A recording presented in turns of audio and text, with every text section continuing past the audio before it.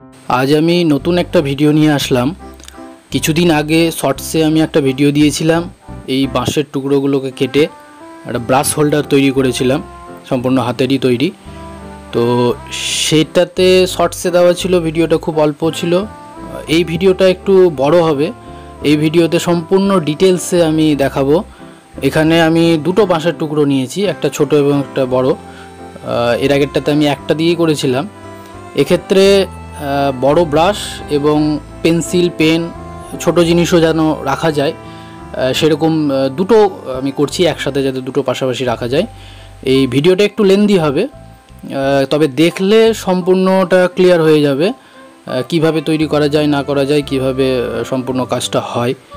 তার আগে বলে রাখি, এই বাঁশের টুকরোগুলো আমি পেয়েছিলাম ঘরের এক জায়গায়, কাজ হয়েছিল। কাজ হওয়ার পরে যে অবশিষ্ট অংশগুলো ছিল সেগুলো মানে ফেলে দেওয়া ছিল, সেখান থেকেই আমি এগুলোকে তুলে নিয়ে আসি। এবার আমার কাজের প্রয়োজন অনুসারে সেগুলো আমি সাইজ করে কেটে নিয়ে এবার বিভিন্নভাবে তৈরি করছি। আমার কাছে তো আরও বিভিন্ন ধরনের সাইজের বাঁশগুলো রয়েছে, সেগুলো দিয়েও আরও কিছু কাজ আমি করছি টুকটাক করে।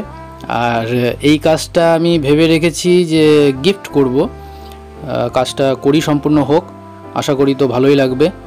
এখানে আমি ফেব্রিক কালার দিয়ে সম্পূর্ণ কাজটা করছি।